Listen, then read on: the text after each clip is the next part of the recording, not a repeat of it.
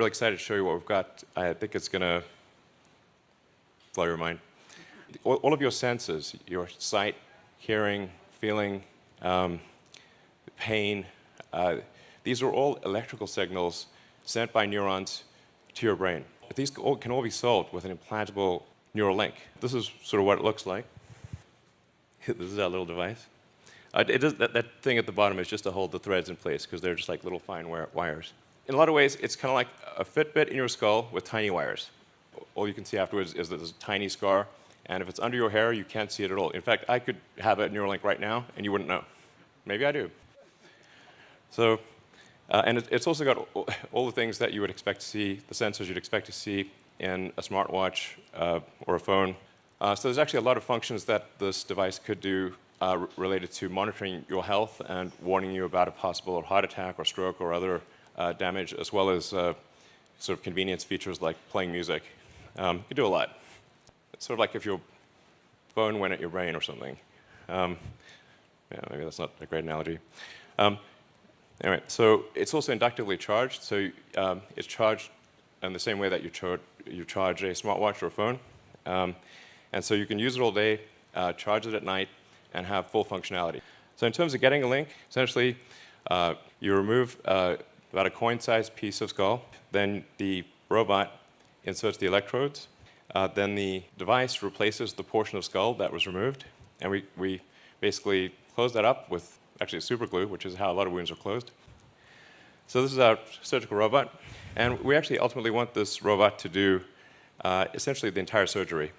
So in everything from incision, removing the skull, inserting the electrodes, placing the device, and then closing things up. So does it actually work?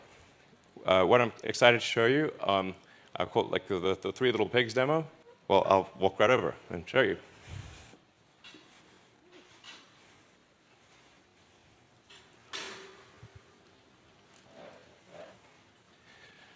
So what we have in pen number 1 is Joyce, and she does not have an implant.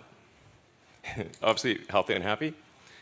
So here's Dorothy, and in the case of Dorothy, Dorothy used to have an implant, and then we removed the implant. So this is a very important thing to demonstrate is reversibility.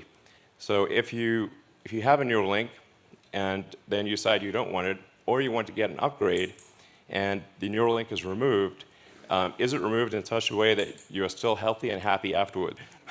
Man, Gertrude, are you serious? Okay. Oh, the beauty of live demos. This is a real live demo. All right. Here we go. Great. Okay. Great. This is a high-energy pig. All right. Gertrude, thanks for coming out. So what the beeps you're hearing are real-time signals from the neural link in Gertrude's head. So this neural link connects to neurons that are in her snout. So whenever she snuffles around and touches something with her snout, that sends out neural spikes, which are detected here. She's had the implant for 2 months. So this is a healthy and happy pig with an implant that is 2 months old and working well. Yeah. And we've been able to show that you can actually have multiple neural links implanted, and again, healthy and happy and indistinguishable from a normal pig. And in terms of additional brain reading activity, when we have, say, one of our pigs on a treadmill, pig on a treadmill. It's a funny concept, really. And we take the readings from the neurons. We're able, with a wireless neural implant, to actually predict the position of all of the limbs in the pig's body. Now, in terms of writing to the brain or stimulating neurons, so you can see them lighting up different brain regions. And then by carefully controlling the electric field, you can actually have one electrode influence possibly 1,000 or 10,000 neurons. And we're making good progress towards clinical studies. I'm excited to announce that we received a breakthrough device designation from the FDA in July, thanks to the hard work of the Neuralink team. we will make this as safe as possible. Just as with Tesla, while it is legally possible to ship a 1-star car, at Tesla, the only cars we make are 5 stars in every category. So we actually maximize safety, and we'll take the same approach here at Neuralink. So we'll do live Q&A. So bring in a bunch of people from the Neuralink team. Will you be able to save and replay memories in the future? Yes, I think in the future you will be able to save and replay memories.